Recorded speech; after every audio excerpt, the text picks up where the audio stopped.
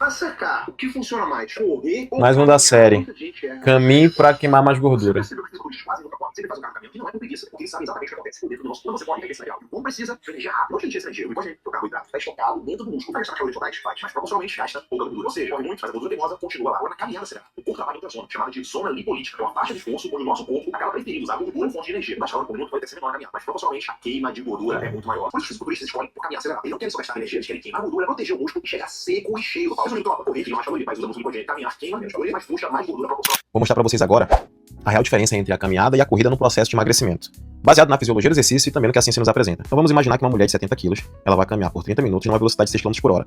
E aí o Colégio Americano de Medicina do Esporte, ele sugere pra gente essa equação para que a gente possa estimar o gasto calórico da atividade. Então aqui a gente vai ter que incluir o MET, que é o equivalente metabólico, que é o consumo de oxigênio, que é a atividade de demanda, e o peso corporal da pessoa. Então para 6 km por hora, há mais ou menos ali entre 4 a 5 MET. Então eu coloquei 5. O peso corporal dela tá aqui, e aí o resto é constante. Realiza a conta, aí eu tenho esse resultado aqui, ó.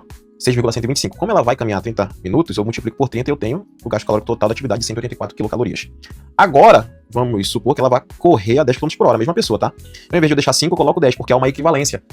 10 km correndo, 10 MET. E aí, o cálculo aqui fica 12,25 quilocalorias por minuto. E se eu multiplicar por 15, eu tenho o mesmo gasto calórico da caminhada a 6 km por hora por 30 minutos. Então, embora eu tenha aqui o mesmo gasto calórico, o tempo é diferente. Apenas isso. Nos aprofundando um pouco mais, a gente tem aqui uma visão geral de 12 revisões sistemáticas, com 149 estudos incluídos nessas revisões. Então, um estudo bastante robusto, tá? Então, esse recorte aqui traz pra gente um exposto bem interessante, ó. Curiosamente, o treinamento aeróbico de moderada intensidade, o trotezinho, e o HIIT, que é o treinamento intervalado de alta intensidade, a corrida, né? Levaram a perda de peso e gordura semelhantes, desde que o gasto energético fosse equalizado. No geral, esses dados enfatizam a importância do exercício aeróbico, mas não fornecem evidências sobre a superioridade entre correr, caminhar e correr. Embora o HIIT, a corrida, seja geralmente considerado uma estratégia de exercício eficiente em termos de tempo, em comparação à caminhada ao exercício moderado. Que é exatamente o que a gente vê aqui. A gente tem o mesmo gasto calórico, só a diferença está no tempo. Então, quando eu corro, vou precisar de menos tempo para ter o mesmo gasto calórico para a mesma distância quando eu estou caminhando.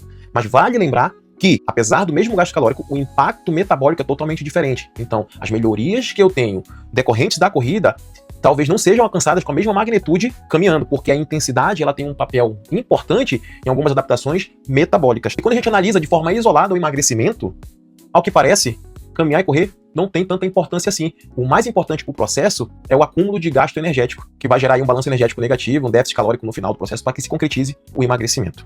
Beleza? Então não caio nesse papo de queima mais gordura se eu caminhar, porque eu utilizo mais gordura caminhando, a zona de fat mass. Eu espero que vocês não caiam mais nessa mentira e marca aí outras pessoas para que elas não caiam também nessa balela, beleza? Tamo junto.